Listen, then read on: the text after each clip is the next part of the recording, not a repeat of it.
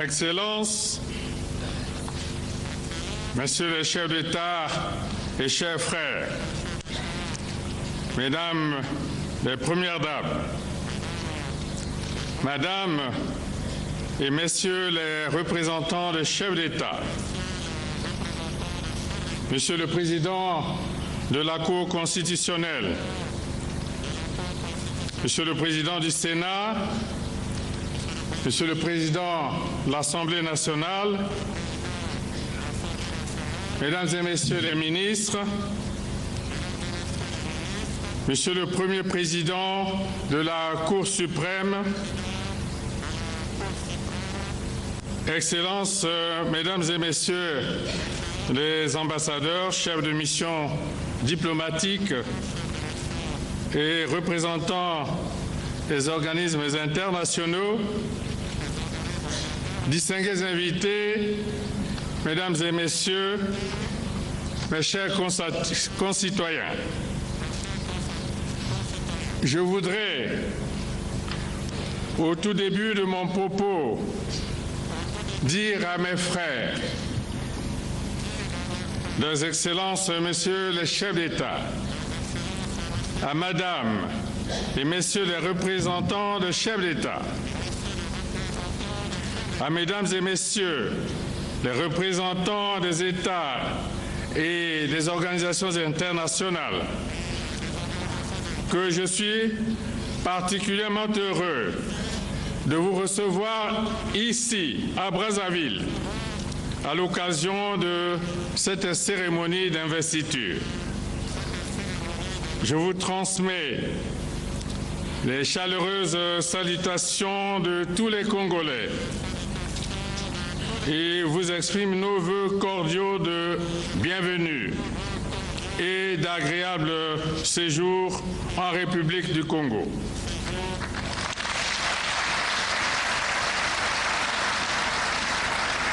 Votre présence parmi nous est le témoignage de l'amitié et de la solidarité qui prévalent entre les peuples de notre planète. Le peuple congolais, par ma voix, s'en félicite et vous remercie de donner du sens à la coopération tant bilatérale que multilatérale. Congolaises, Congolais, mes chers compatriotes, le 20 mars dernier, librement et souverainement, vous avez élu le président de la République. Vous avez porté votre choix sur ma personne, me renouvelant ainsi votre bienveillante confiance, ce dont de tout cœur je vous suis reconnaissant. Par vos suffrages que j'ai sollicités avec ardeur et que vous m'avez accordé avec assurance, vous m'avez donné l'exaltante mission de continuer à conduire la nation congolaise vers des horizons meilleurs. Cette mission, comme les précédentes, est un appel. Et c'est le devoir de tout citoyen, de tout patriote, de répondre à l'appel de son pays. Voilà pourquoi ce jour, samedi 16 avril 2016, je suis venu auprès de la Cour constitutionnelle prêter le serment que prescrit la Constitution de la République au président élu au moment de son entrée en fonction. Désormais, revêtu de la charge suprême de la nouvelle République, je me tiens devant vous pour nouer avec vous un nouveau contrat. Ce contrat, je l'inscris dans le cadre du projet global du développement du Congo. Ensemble, nous y travaillons depuis que nous avons sorti notre pays des affres de la guerre civile. Ce projet global a été, jusqu'à ce jour, incarné par 2 programmes que vous avez approuvés et que nous avons exécutés l'un après l'autre. Premier programme, la Nouvelle Espérance, qui nous a permis de rétablir la paix, la sécurité et la stabilité, de restaurer l'État dans tous ses attributs de droit et de souveraineté, de remettre en marche l'administration publique, de relancer l'activité économique, de recréer dans la société et au sein de la nation la dynamique de cohésion et de solidarité. Deuxième programme, le chemin d'avenir. Prolongement de la Nouvelle Espérance. Ce programme a été porté par notre ambition collective d'ouvrir les portes du développement à notre pays par sa modernisation et son industrialisation.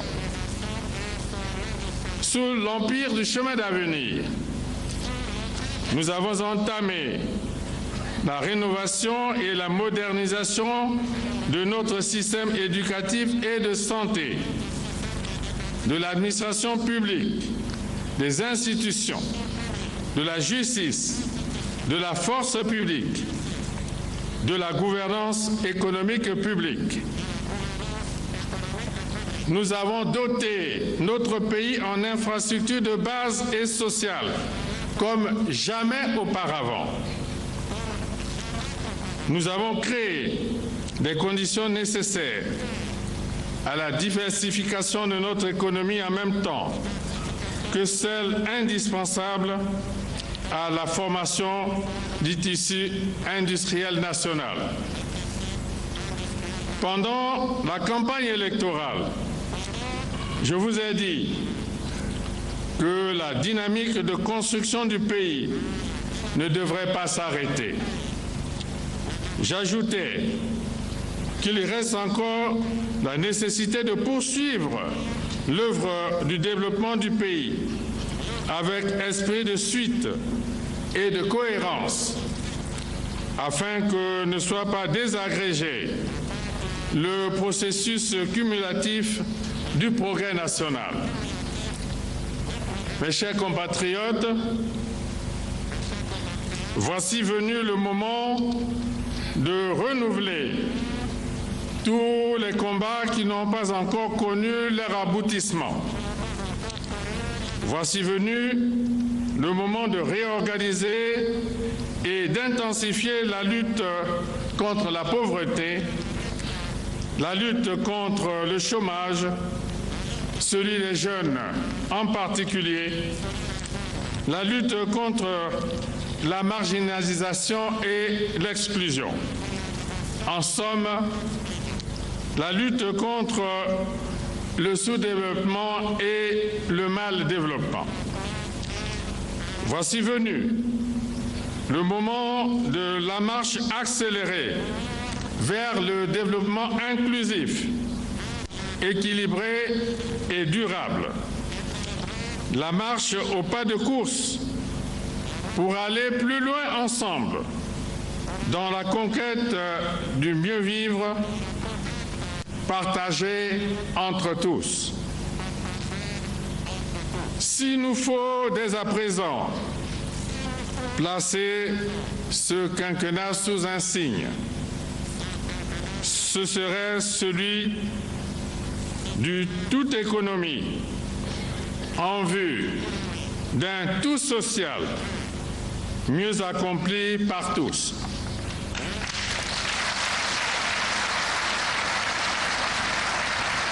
le quinquennat sera celui de l'économie.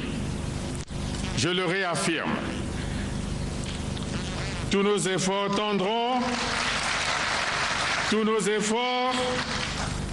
tendront à consolider l'économie nationale de sorte qu'elle soit profondément diversifiée, dynamique, florissante et surtout créatrice d'emplois décents par milliers. Nous travaillerons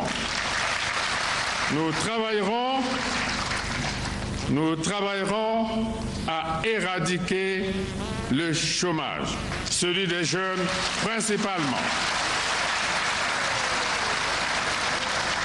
Nous travaillerons à produire pour satisfaire l'essentiel de nos besoins de consommation, nos besoins en aliments, en eau potable, en électricité, en services de santé et d'éducation, en service aux personnes physiques et aux administrations.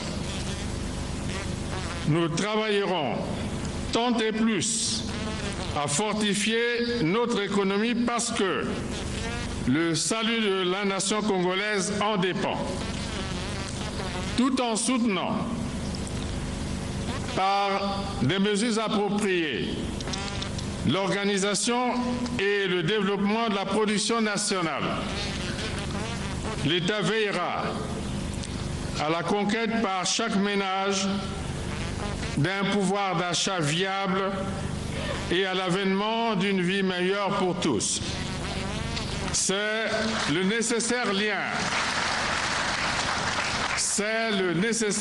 entre le tout économie et le tout social, sous le sceau duquel nous avons résolu de placer le quinquennat que nous inaugurons ce jour.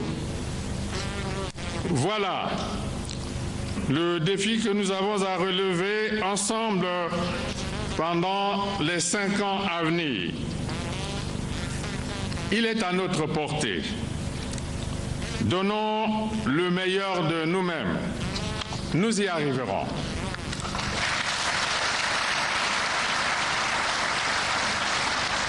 Mes chers compatriotes, l'État dans notre pays est un des leviers de progrès et sans aucun doute le principal agent de transformation sociale. Sa vocation stratégique dans l'économie et la sphère sociale doit être réaffirmée et confortée. Au cours du prochain quinquennat, l'État continuera de piloter les politiques économiques et sociales. La responsabilité lui incombe, entre autres, de favoriser l'éclosion des initiatives privées dans tous les secteurs de l'économie, d'attirer en grand nombre les investissements directs étrangers couvrant diverses branches, d'aider au financement direct ou indirect des entreprises, d'accompagner les entreprises dans leur stratégie de développement et de pérennisation de leurs activités, de veiller à l'emploi des jeunes et d'encourager de façon spécifique toutes les entreprises qui donnent la chance aux jeunes d'intégrer le monde du travail.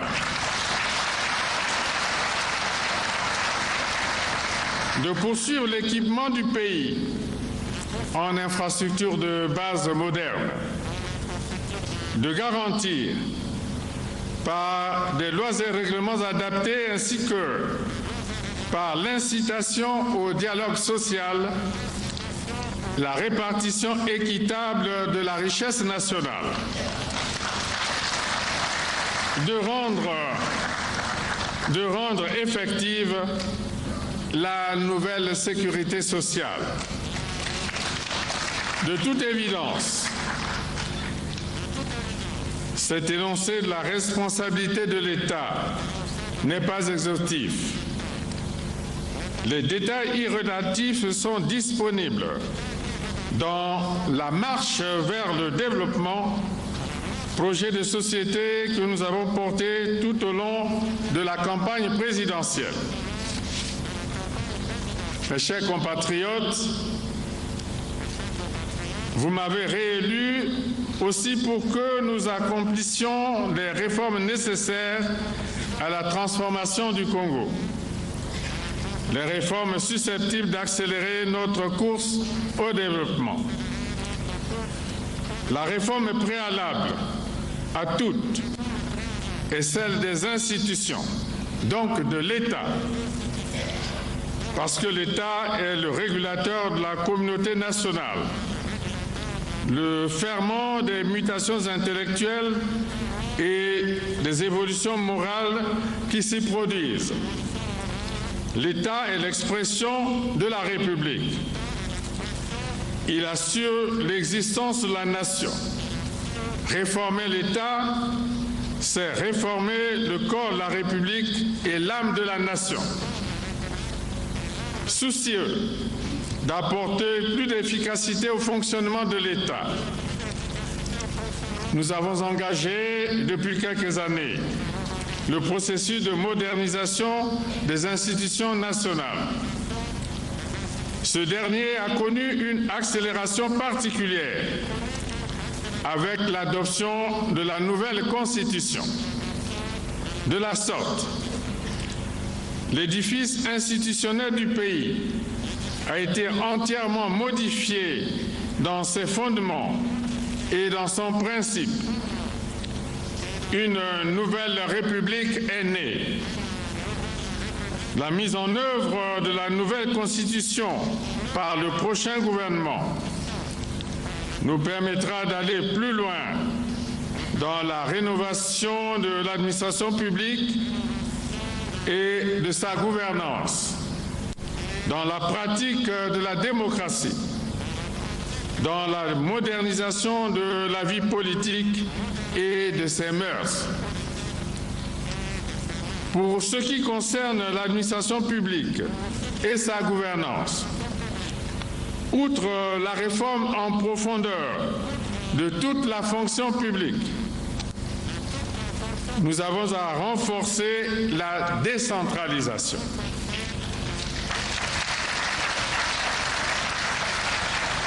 Par ces temps de grandes incertitudes macroéconomiques, il y a nécessité pour l'État d'être au plus près de chaque collectivité locale afin de mieux conduire son action de régulation et de catalyseur du développement.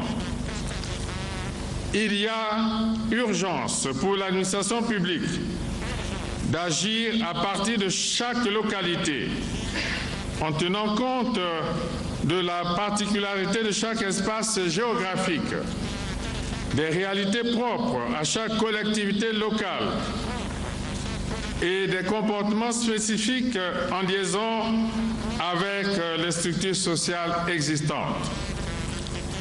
Le développement du Congo sera à la fois global et local, grâce à la décentralisation. Grâce à la décentralisation, on améliorera la gouvernance locale, contribuant à une meilleure satisfaction des besoins des populations des différentes localités du pays.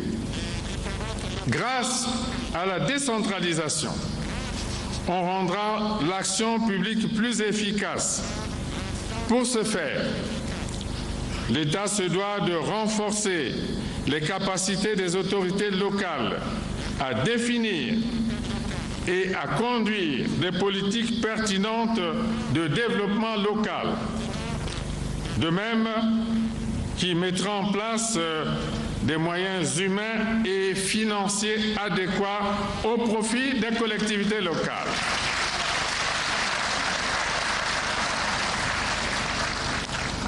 C'est tout l'enjeu de la décentralisation.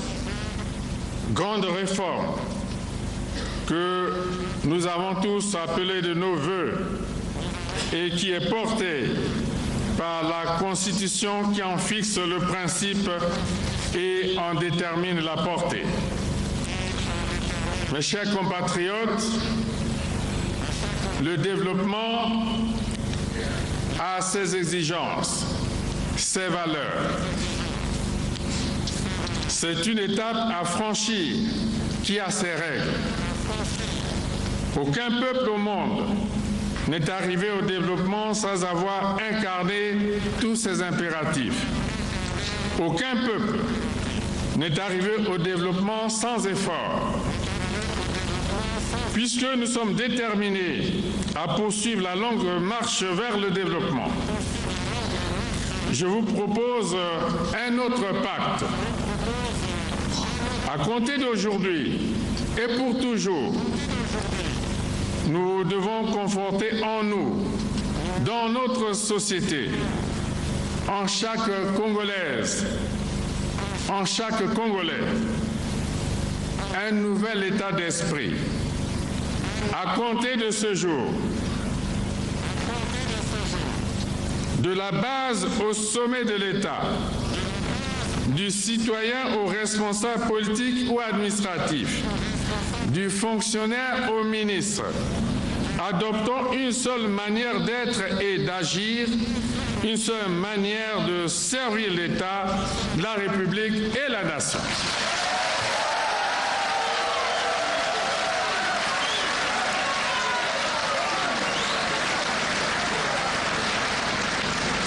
À compter d'aujourd'hui, créons la rupture avec les mentalités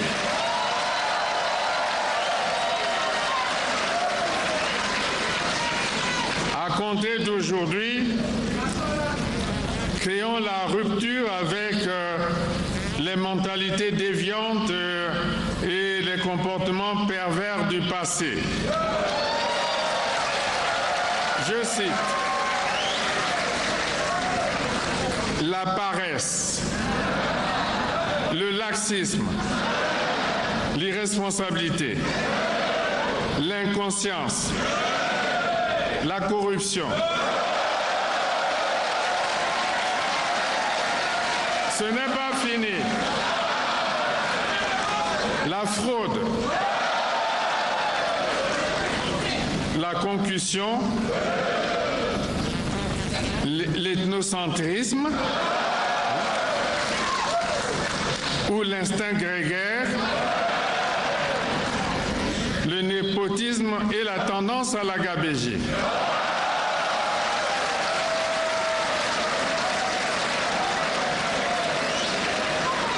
À compter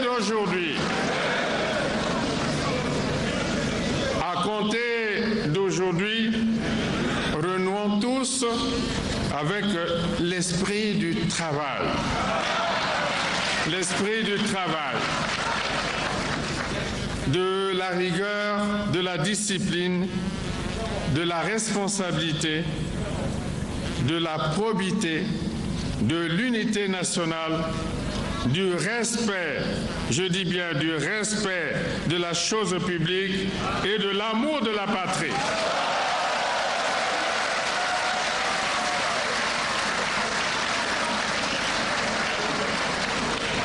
À la rentrée scolaire prochaine, ces valeurs qui procèdent de l'éthique républicaine seront enseignées dans toutes les écoles de la République. Aujourd'hui, nous entrons dans une nouvelle société.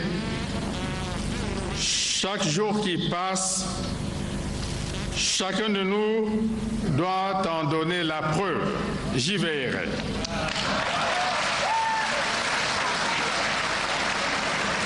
Mes chers compatriotes,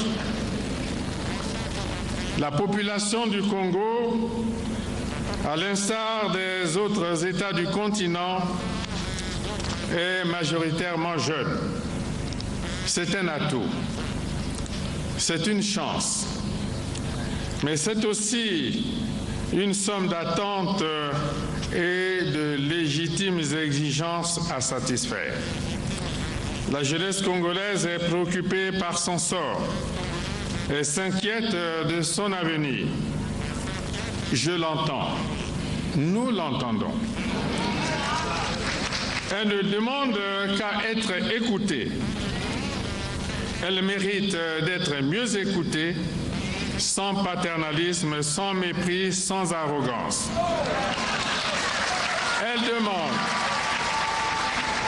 Elle demande à être associée à la recherche des solutions aux problèmes de la nation, surtout ceux qui la concernent directement. Elle demande par exemple que les questions de l'emploi, de la formation qualifiante, de l'adéquation entre la formation et l'emploi soient traitées avec elle. C'est ce que nous ferons. Je m'y engage. Le Conseil consultatif de la jeunesse. Le Conseil consultatif de la jeunesse, l'un des nouveaux organes constitutionnels de l'État, est à ce propos arrivé à point nommé. Mes chers compatriotes, en me faisant promesse du renouvellement de votre confiance, vous m'avez demandé de façon pressante d'apporter des réponses appropriées à quelques urgences du moment. Je vous en ai donné acte sur les préoccupations que vous-même avez mises en évidence, notamment la création de plus d'emplois au profit des jeunes, l'accès de tous aux soins de santé,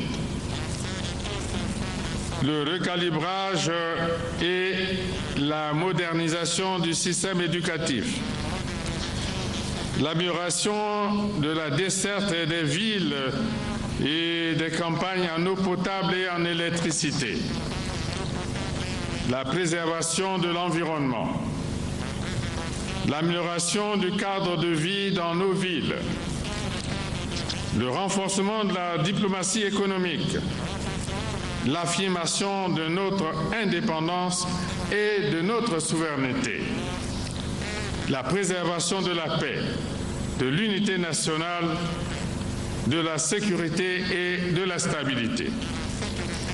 Mon action durant les 5 prochaines années y sera consacrée. Le gouvernement à venir sera mis à contribution afin de donner suite à toutes ces attentes. La paix, l'unité, la sécurité et l'intégrité du Congo sont pour nous des valeurs sublimes, des valeurs sacrées. Mon devoir, tout aussi sacré, est de les préserver et les défendre sans défaillance. Personne ne peut se complaire à les remettre en cause sans rencontrer l'autorité et la férule inflexible de l'État. La République est une et indivisible. La République est une et indivisible. Les départements en sont les maillons intangibles et inviolables. Personne ne peut s'autoriser à en détacher ou à en affaiblir un seul sans s'exposer à la rigueur de la loi.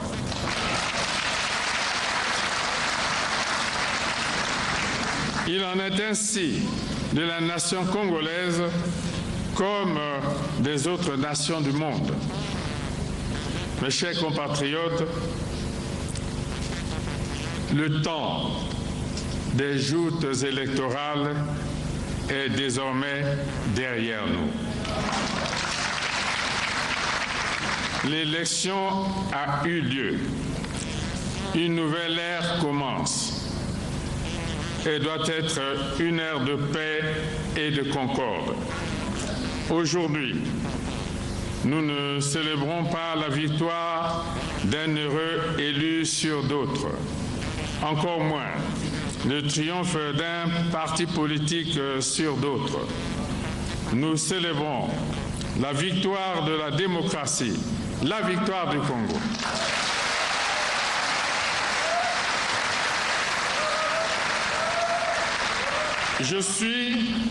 Je suis le président de tous les Congolais. À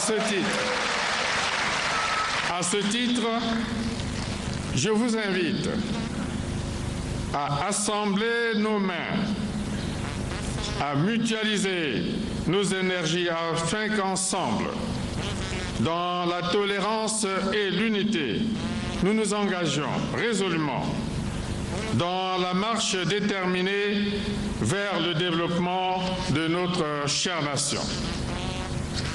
Donnons à la République nouvelle ce qu'elle est en droit d'attendre de nous. Faisons donc de la somme de nos énergies et de nos intelligences à la nation immortelle, afin que soit porté haut le flambeau de l'unité dans le travail et pour le progrès. Vive la République, vive le Congo, je vous remercie.